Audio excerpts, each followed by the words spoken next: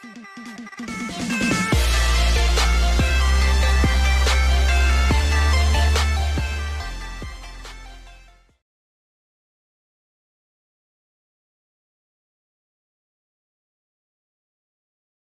we get to go to the next book.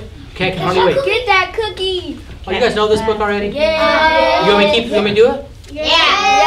I read that book before. I never. Okay, well this one's called, I like the name, just like you guys say, Catch That Cookie. Okay? It's kind of fun to say. Let's all do it on 3. 1, 2, 3. Catch that cookie. You got to get a little hit to it. 1, 2, 3. Catch that cookie. Okay, so this is by Hallie Durand. Okay, Hallie Durand, and they said pictures. What's another word for pictures? Illustrations. But this one says pictures, and it says David Small, or it could be illustrations. That's the better term. Okay, so we're going to dive into this one. It was December, and Marshall's class had heard stories about a runaway gingerbread man all week long. Marshall didn't believe a word of it. They can't run for real, he told everybody. No way. Hope you're right, Mrs. Gray said, because we're baking ours today. Marshall gave a nod. He knew he was right.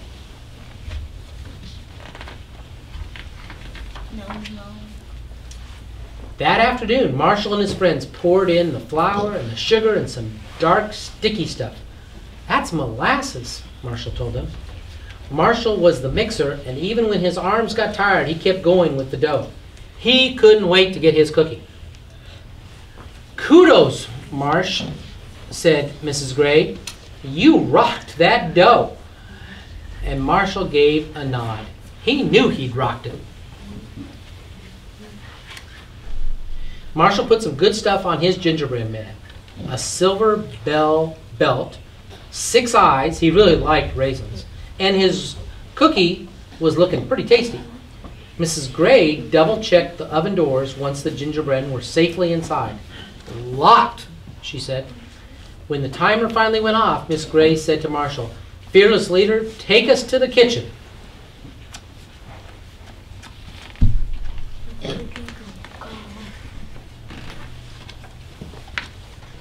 But when they looked inside the oven, there was nothing there. There was nothing inside. They ran away. Everybody yelled, "Let's get him!" He was asleep. Marshall didn't buy it. "They left us a clue," said Mrs. Gray. And the clue said, "If you can find us, we'll be your set. But if you can't, we're never coming back. We ran from the oven. We were bored and hot. Now we're hiding in a big black..." And Henry jumped up. "Pot, pot! The pot is a big black pot." Inside, there was another note. The note read, "Too bad you didn't catch us, because we taste like candy. Now we're on vacation on a beach that's..." Hot. Hot. Oh, let's see.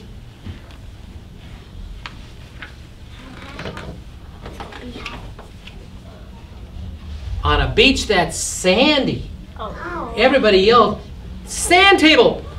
And they all started running, everybody but Marshall. He turned that pot over and ran his hand inside and around. And he felt something soft and small. A raisin. Marshall put it in his pocket. At the sand table, Mrs. Gray read the next note. "Whoa," she said. "Really bad handwriting." And the note read, "You didn't find us this time, and hee hee hee ho, you thought we might be slow because we only made of dough. We're very fast cookies. And we also like to brag. See if you can find us. We'll be playing..." Tag. I don't know. At the park. I don't think it's at the park. In the gym. Oh, you're right. Tag. Oh. We're playing tag, said Avery. "They can't run," said Marshall. "Can so," said Avery. "Let's go," said Mrs. Gray. "Everybody to the gym." Well, everybody but Marshall. "Can I see the clue?" he asked. The writing was bad. No way it was Mrs. Gray's. The next clue was on the bleachers. And the note said, "We've had a great time, and we haven't made a mess. We're very impressed that you're trying your best. If you don't find us this time, the game's all done. You will have lost, and the G-men will have won." "That's not a clue," said Henry. They were stuck. They were hungry, and they wanted to win. Everybody huddled up. Making a plan. But Marshall, no, he didn't huddle up. He sat down, considering the evidence, the raisin in his pocket, the bad handwriting. What if the G-men really could run? That's when he saw the silver ball on the gym floor. There was only one place it could have come from. Then he saw footprints all over. There were gingerbread footprints, hundreds of them.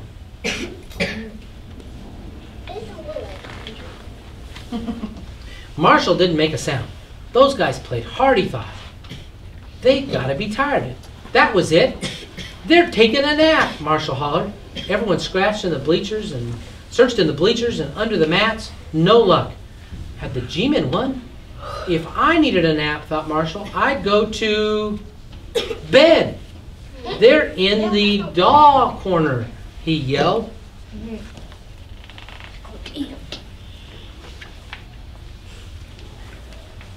Marshall led the way, and they went, look at them, they're running down that hallway.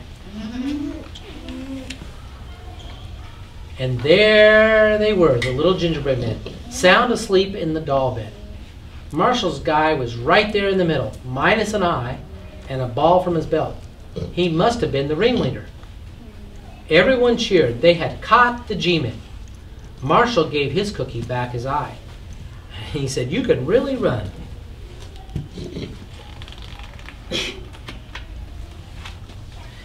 "Good sleuthing," said Mrs. Gray.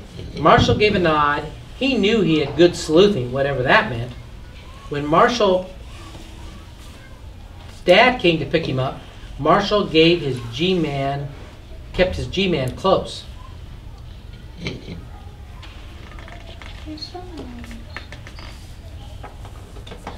Yep, sorry guys. There it is.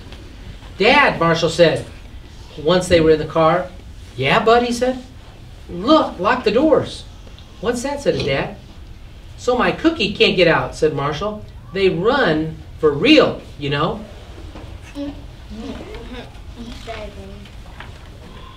His dad gave a nod, and he knew they could run. And that's the end. It's pretty good book. Thank you for reading us. You're welcome. Hey.